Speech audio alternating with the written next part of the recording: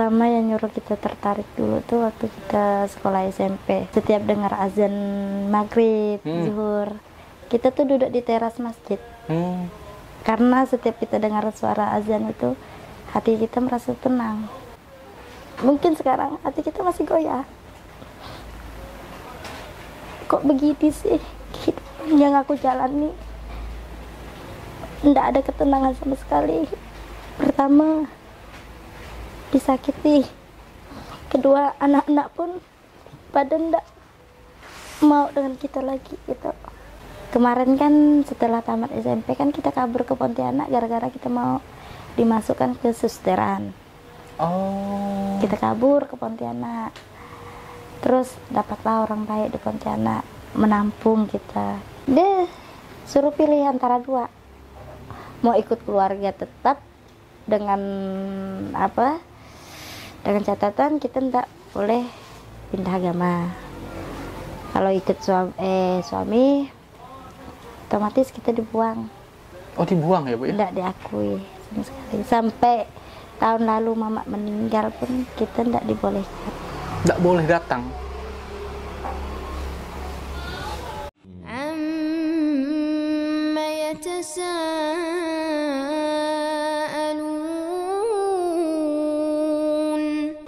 Assalamualaikum warahmatullahi wabarakatuh. Alhamdulillah kembali lagi di Sahabat Saudara Siman. Insyaallah bersaudara sampai surga. Ini kita kedatangan tamu lagi, insyaallah tabarakallah. Tamu baru insyaallah, tamu saudara kita, saudara mu'alaf yang insyaallah punya kisah-kisah menarik yang bakalan kita bagikan hari ini. Nah, mohon doanya juga teman-teman semuanya. Saat ini kami sedang membangun masjid saudara seiman dan kami juga membangun pondok saudara seiman untuk perlindungan mu'alaf. Jadi ketika ada saudara-saudara kita yang terusir, insya Allah kita bisa menampungnya. Dan kemudian kami juga punya program lainnya, yaitu kami sedang membantu para saudara kita mu'alaf, tapi mustahik, kondisi ekonominya sangat sulit. Nah, ini kita bantu setiap bulannya insya Allah. Maka dari itu dukung pergerakan dakwah kami. Dan insya Allah ada yang penting juga teman-teman semuanya. Ini amal jariah kita bersama, yaitu kita memberikan infak terbaik untuk guru-guru ngaji kita. Guru-guru ngaji kita yang mu'alaf. Mereka tidak pernah minta insya Allah, tapi mereka butuh perhatian. Kita yang memperhatikan. Maka dari itu jangan lupa support kami di dakwah saudara seiman. Insya Allah ada nomor rekening yang akan kami bagikan. Alhamdulillah, ini kita langsung saja. Ini narasumber ini udah lama menunggu. Masya Allah, tabarakallah. Assalamualaikum, Bu. Waalaikumsalam. Gimana kabarnya, Bu? Sehat? Alhamdulillah. Alhamdulillah sehat. Ini boleh tahu dengan Ibu siapa nih? Natalia Teni. Ibu siapa? Natalia Teni. Panggilan? Teni. Teni. Oh, panggilan Bu Teni. Bu Teni ini boleh tahu asalnya dari mana nih? Asli ya? Aslinya dari Skadau. Oh, dari Skadau. Skadau di daerah mana tuh, Bu? Kayu lapis. Kayu lapis. Itu jauh dari perkotaan, Bu? Lumayan. Lumayan jauh. Tapi kalau untuk akses internet udah nyampe lah kali ya? Sekarang sih alhamdulillah udah. Oh, berarti di zaman Ibu belum ya? Belum. Belum sama sekali, Masya Allah.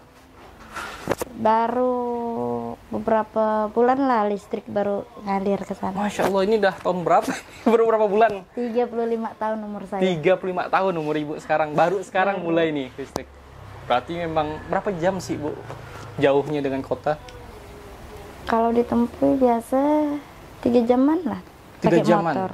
Oh, lumayan juga ya 3 jam pakai motor, apalagi kalau pakai mobil kan. Kalau jalan, kondisi jalan bagus lah. Alhamdulillah semenjak ada perusahaan pabrik sawit lumayan. Lumayan. Dulu sih lumpur. Oh, dulu lumpur ya. Tapi udah aspal, Bu? Belum. Oh, masih jalan batu-batu untuk perusahaan ngangkut sawit. Masya Allah. Alhamdulillah. Masih sering balik ke sana?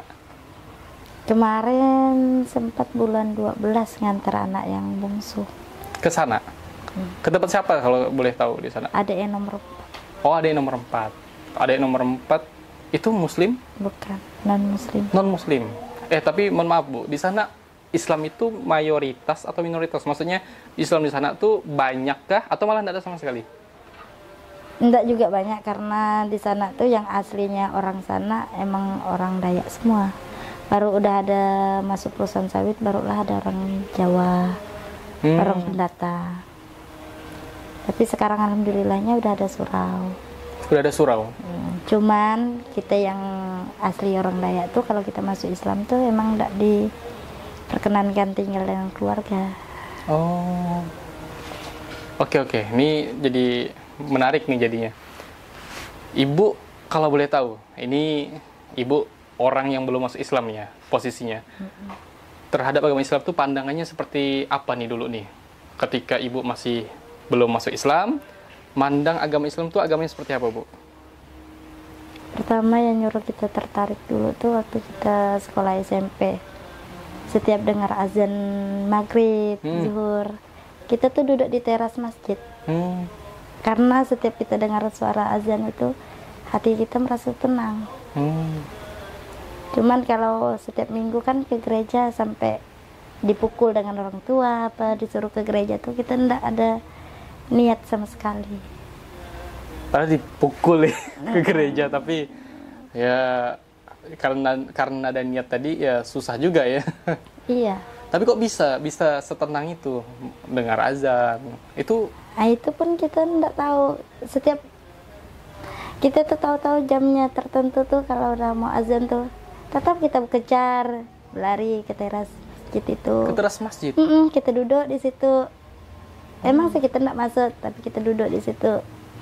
Dengar kumandang pas ngaji apa itu. Ya di situlah mungkin hati kita tergerak. Kemarin kan setelah tamat SMP kan kita kabur ke Pontianak gara-gara kita mau dimasukkan ke susteran. Oh. Kita kabur ke Pontianak. Terus dapatlah orang baik di Pontianak menampung kita.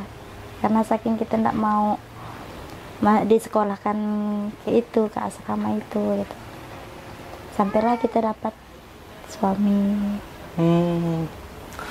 Luar biasa ya, maksudnya ini kabur gara-gara mau disekolahin ke susteran ya. Oke, ini kan menariknya ibu tadi itu masuk ya tenang dengar suara azan, habis itu dengar azan langsung ke masjid, walaupun hanya duduk-duduk aja ya Bu ya. Nah itu berarti dari awal itu tidak ada rasa benci dengan Islam berarti ya? Nggak ada, tapi semenjak udah kehancuran rumah tangga lah ya dari tahun lalu. Pertama kita nikah, kita menutup aurat itu kita udah setelah punya anak kita berniat menutup aurat. Setelah itu udah yang menghancurkan kita juga. Mungkin di situ ada kekecewaan. Kok selama kita ngikut agama ini semakin terpuruk gitu. Nggak ada siapapun yang peduli. Jadi kita buka jilbab lagi. Ya mungkin takdir yang kata lain gitu. Cuman mungkin sekarang hati kita masih goyah. Kok begini sih kehidupan yang aku jalani? Nggak ada ketenangan sama sekali. Pertama, disakiti. Kedua, anak-anak pun pada nggak mau dengan kita lagi gitu. Sampai sekarang.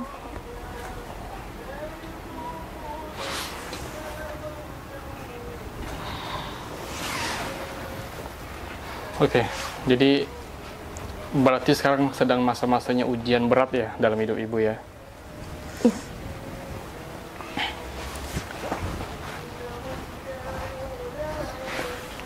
Itu, mohon maaf Bu, berarti kan ini kan tadi ibu bilang baru menutup aurat itu ketika sudah punya anak ya Bu ya? Iya. Sudah punya anak, menutup aurat, kemudian puncak kekesalannya ya karena tadi tidak diperhatikan ya? Iya. Nah, tidak diperhatikan ini boleh tahu Bu, maksudnya ini kan tadi Ibu juga ngobrolin tentang anak juga ya Bu ya, tentang anak, tentang keluarga yang pihak suami ya Bu ya. Iya.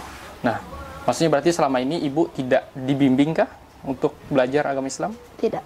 Tidak dibimbing? Cuma dengan Ibu Yuli, kemarin pernah kita masuk ke pengajian mualaf.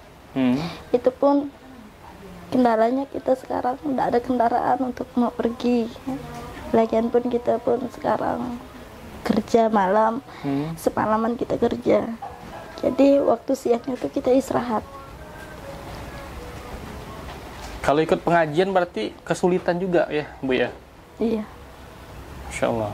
Berarti gini, tapi kalau ada kendaraan misalnya nggak tahu ya Bu ya, tapi tetap juga nggak bisa kan? Maksudnya karena fokus bekerja juga kan ya Bu ya? Iya. Tapi kalau seandainya ada kendaraan, biarpun gimana kan kita tetap utamakan ngaji. Ada yang bimbing kan kalau ngaji. Kalau kita sendiri kita belum berani karena kita belum hafal dengan huruf panjang pendeknya, apa kita tidak berani. Soalnya pernah kita kecewanya pas waktu azan, kita ngajak suami, ya sholat yuk, sholat tak kau, dia bilang tidak perlu ngajak-ngajak, pandai aja aku sholat orang. Padahal dia seorang imam yang seharusnya menuntun kita karena dia yang memasukkan kita ke agama Islam. Di situ kekecewaan saya.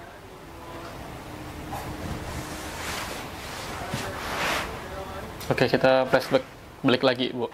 Sebelum lanjut ke sini, berarti ini kan saya juga pengen tahu perjuangan Ibu ketika lebih memilih untuk kabur tadi kata Ibu dari kampung halaman, karena tadinya katanya dari orang tua juga memasukkan sekolah susteran. Ini apa sih yang membuat Ibu tuh kuat banget untuk meninggalkan orang tua, meninggalkan ya mungkin supportnya orang tua juga salah satunya untuk Ibu masuk ke asrama susteran itu? Oh, cuman hati tuh apa tuh bertentangan dengan keinginan orang tua. Padahal dulu itu kita ndak tahu jalan, bawa biaya pun pas-pasan. Sampailah kita di Pontianak tuh di terminal Batu Layang, dulu kan masih di Batu Layang. Tuh apa tuh terlontar-lontar, terlontar-lantung karena ndak ada siapapun, ndak ada kenalan di Pontianak. Itu udah selesai sekolah berarti? Udah baru lulus SMP. Baru lulus SMP? Oh, masih muda sekali itu waktu masih berarti. Muda. Karena saya nikah pun umur 16 tahun. Masih muda juga ya? Berarti habis SMP itu nggak lanjut SMA berarti? Enggak, karena mau dimasukkan ke susteran. Oh. Karena mau dimasukkan ke susteran. Emang ini kan yang paling kuat tadi memang nggak mau juga ya? Maksudnya memang betul-betul nggak mau, dari hati juga nggak cocok ya, Bu ya? Lalu memang nggak ada negosiasi kah dengan orang tua? Udah ngasih tahu ke orang tua, bilang saya tak mau gitu? Udah, bertentangan sekali. Orang tua ngotot tetap? Tapi apa respon orang tua waktu itu ketika Ibu udah kabur nih dari rumah nih? Enggak, dibiarkan. Karena ada kemauan kita sendiri. Tapi tahu kaburnya di mana? Enggak tahu. Setelah kita udah kabur, selama 1 tahun kita di Pontianak, kita kenal suami itu pun lewat HP. Enggak ada ketemu. Enggak ketemunya di terminal Skadau. Oh, jauh juga dari... Iya, dari Pontianak ke Skadau. Okay. Ketemunya langsung dia ngikut ke kampung, langsung dia minta ke orang tua.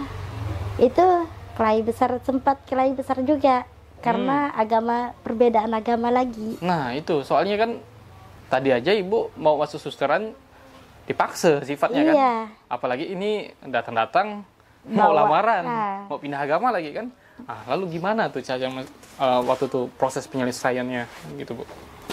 Dia suruh pilih antara 2, mau ikut keluarga tetap dengan dengan catatan kita tidak boleh pindah agama. Kalau ikut suami otomatis kita dibuang. Oh, dibuang ya Bu ya? Tidak diakui sama sekali. Sampai tahun lalu mama meninggal pun kita tidak dibolehkan. Tidak boleh datang? Keras juga ya, merinding juga ya. Soalnya gimana ya? Lalu Bu, ini kan situasinya sangat ribet ya. Maksudnya tuh kalau saya lihat nih, situasi antara ibu dengan orang tua ini kan lumayan ya memanas ya. Iya. Maksudnya apakah nggak ada titik temunya gitu bang? Nggak ada. Nggak ada sama sekali. Sampai mama meninggal. Kalau dari bapak? Almarhum bapak tuh kita masih kecil, udah ditinggal bapak meninggal. Oh. Tapi sempat tahu sosok bapak seperti apa? Masih kata orang tuh kelas 2 SD, masih gimana ya, antara ingat dengan enggak lah. Tapi ibu tidak menikah lagi tapi? Menikah, pernah menikah, sempat menikah, itulah sampai mama bilang, sedangkan suami diajak mau pindah ke agama dia gitu. Masa kita yang anak ini membuang agama ya dia gara-gara mau ikut suami gitu. Tapi ngomong-ngomong dulu ibu menolak untuk kesusteran ini memang dari ibu sendiri pernah nyampaikan, maksudnya pernah nyampaikan kalau ibu tuh mau masuk Islam atau memang belum tahu juga harus masuk Islam atau enggak waktu itu? Belum tahu. Belum tahu. Belum tahu. Tapi kita pernah ke Pergok dengan keluarga. Kita duduk di teras masjid. Dari situ keluarga ngamuk besar kan. Oh, berarti duduk di teras masjid pun keluarga besar ngamuk. Tapi itu sama pun teman kita katanya. sekolah, iya, kita kan sekolah SMP kan enggak di kampung kan, kita di Sekadau di kabupatennya. Jadi kan ada keluarga yang nengok gitu.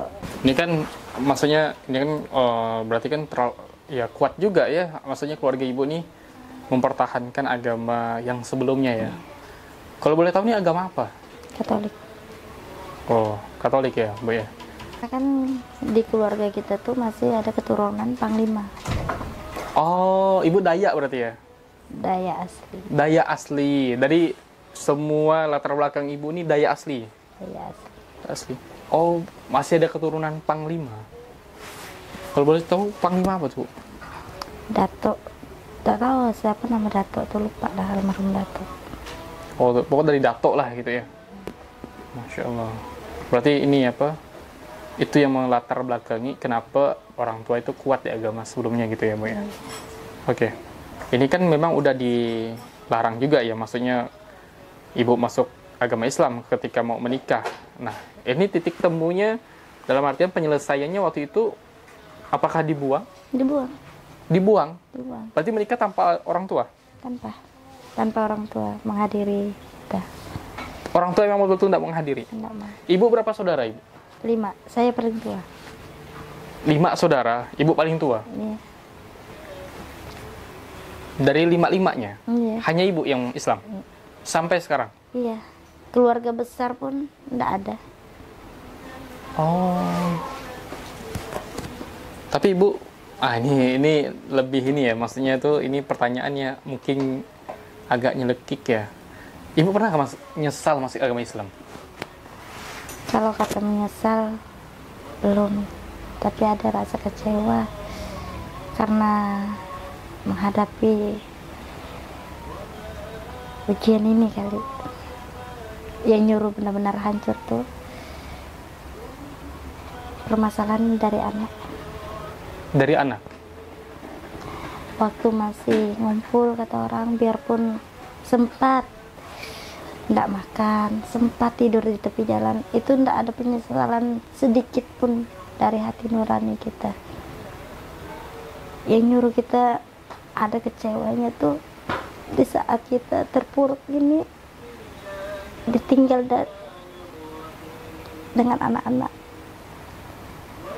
tanpa ada kepedulian dari anak-anak, malah kita disudutkan dengan anak-anak.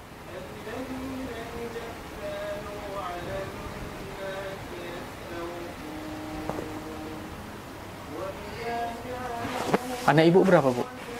3. 3? Iya. Kalau boleh tahu usianya berapaan tuh? Yang pertama 14 tahun. Masih muda. Yang kedua? 11 tahun. Yang ketiga 8 tahun. Lah, ini kan masih muda semua ibu ya? Ya, semenjak kemarin dia sempat kita yang didik sampai kita masukkan ke pondok. Jangankan berkata kasar, berkata menyudutkan, ngomong kata itu enggak pernah. Sekali udah dididik dengan keluarga ayahnya, kata-kata kasar terus yang keluar dari mulutnya.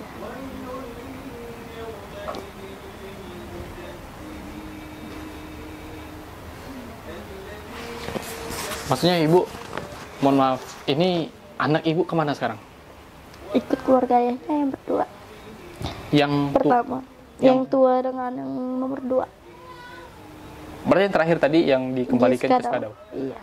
Ini kan di sana kan kata ibu sendiri keluarga besar juga masih non muslim kan? Iya. Itu gimana komunikasinya? Kan ibu juga dibuang sifatnya. Ada yang nomor 4. Dia kan ngikut suaminya, ndak tinggal di kampung itu.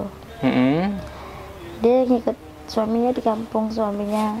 Tapi alhamdulillah yang si kecil tuh tetap mengaji, tetap sholat. Cuman yang kita khawatirkannya tuh, ya seorang ibu pastilah khawatir soal makanan. Setiap kali kita kalau nelpon tidak ada lain, jangan sampai anak saya dikasih makanan yang tak bisa dia makan. Saya bilang gitu dengan adik. Lalu jawabannya apa?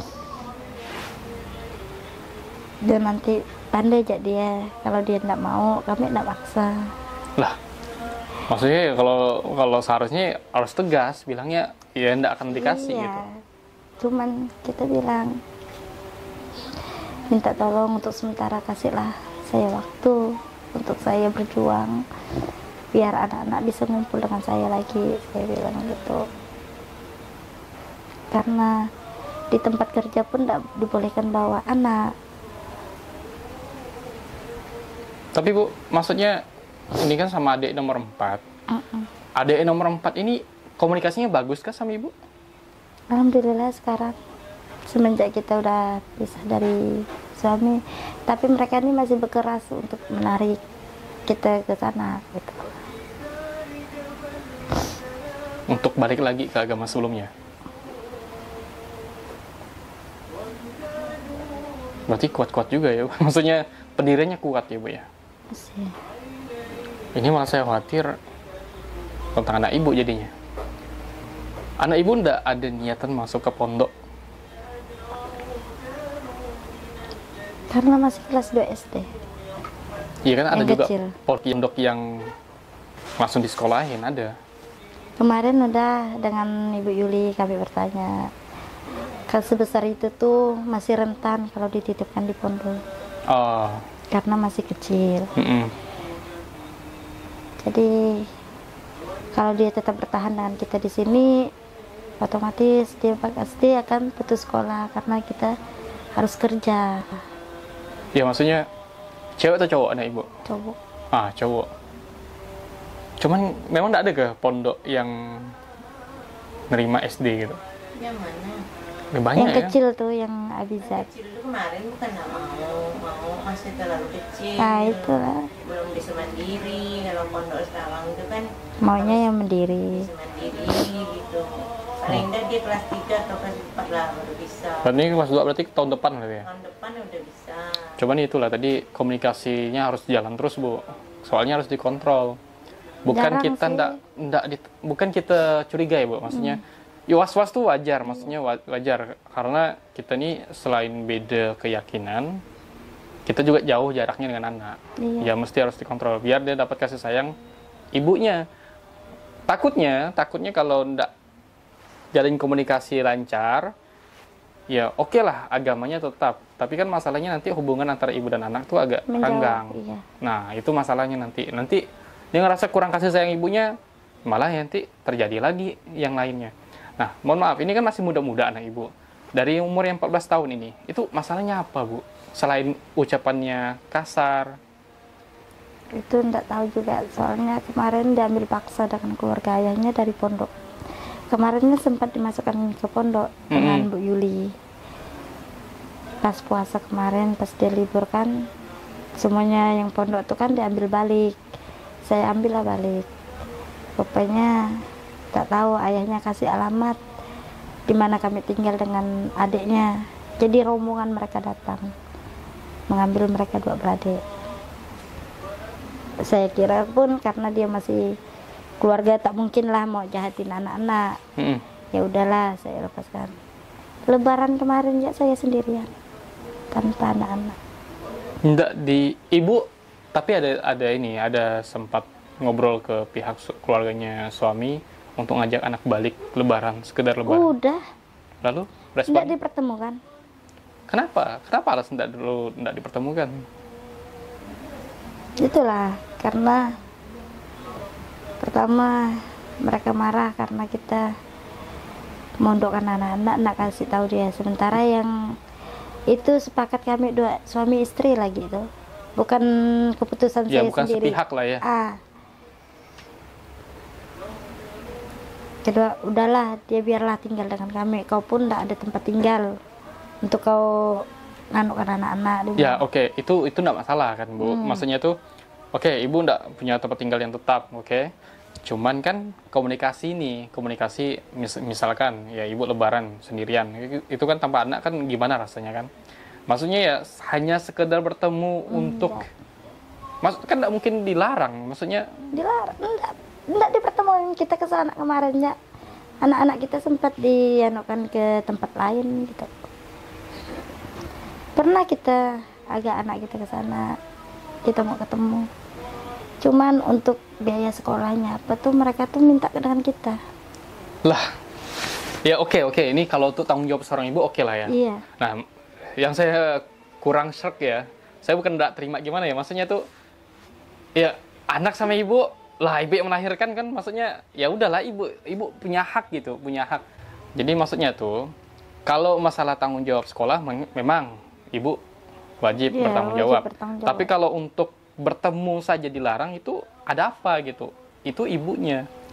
Mungkin anaknya kali yang nggak mau atau gimana. Saya pun kurang tahu juga karena nggak ada komunikasi apalagi dengan anak. Oke, sebelumnya komunikasi ibu dengan anak ibu yang umur 14 tahun itu gimana? Bagus? Bagus. Semenjak makin kesininya tuh dia tuh semakin gimana gitu, menyudutkan saya gitu. Seolah-olah saya nih yang berbuat yang gimana gitu. Padahal dia tahu saya tuh kerjanya di mana, apa pekerjaan saya. Saya curiga anak ibu cewek? Cewek.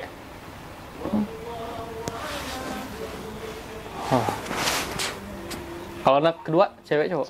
Cewek juga. Berarti satu-satunya laki-laki yang... Iya, yang nomor 3. Oke. Tapi siapapun yang nonton video ini lah, maksudnya tuh ya ngapain haknya ibu kan, maksudnya ini kita terus terang aja, maksudnya ya sudah ketemu ngapain dilarang gitu. Kalau masalah tanggung jawab oke lah, tapi jangan ngejar tanggung jawabnya aja tapi anaknya juga tidak dipertemukan, itu masalah, itu bahaya. Tapi memang tidak ada akses sama sekali sama sekarang. Tapi tanggung jawab ibu sebagai seorang orang tua nih, ngasih dia jajan, ngasih dia uang sekolah, masih? Alhamdulillah. Jalan? Itu lewat siapa? Lewat transfer kah atau lewat langsung? Ya TF. Oh, TF juga ya. Wah, Masya Allah. Ya, wajar aja kecewa ibunya. Saya pun, ini bukan semuanya ya, tapi oknum ya. Maksudnya ini salah satu orang yang berbuat seperti ini. Jadi dari sekian banyak orang muslim itu memang ya kita juga tidak bisa membuat mereka tuh baik gitu. Iya. Ya itu memang oknum juga. Oke. Momen ini kita coba ini kan kita udah tahu lah apa masalahnya. Ibu pernah enggak kepikiran momen apa yang membuat ibu tuh ya alhamdulillah gitu, masuk Islam nih agak sesuatu yang sebuah keberuntungan lah. Untuk sekarang belum dapat. belum. Masya Allah. Ya bahaya juga, maksudnya itu ya kumpulan rasa sakit itu kalau dibiarkan terus menerus juga bahaya gitu. Makanya perlu memang kajian, pengajian itu perlu sebenarnya.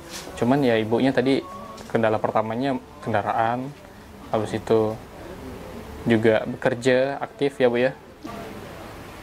Sekarang sih kita masih dalam proses pisah. Dalam proses pisah. Kenapa harus memutus pisah? Karena udah fatal dah dia melakukan kesalahan. Yang ibu juga tidak terima. Pertama, gara-gara dia terjun ke dunia hitam, kita sempat dipukuli, masih ada kata maaf. Sampai dia masuk, dia pemakai, dia mengedar pun uangnya bukan untuk anak istri, masih saya maafkan. Yang nyuruh fatalnya, rumah yang sama-sama kami perjuangkan dari nol disita dengan orang gara-gara dia berutang sampai belasan juta, puluhan juta. Sementara dia tidak memikir anak-anak itu mau tinggal di mana, anak-anak itu makan atau enggak. Sementara dia di luar dulu aja anak-anak sempat enggak makan pun, saya enggak pernah ngeluh dengan siapapun. Karena saya yakin Allah itu tetap sayang, tetap akan memberi rezeki walaupun tidak seberapa. Tapi semenjak dia melakukan hal yang fatal kayak gitu,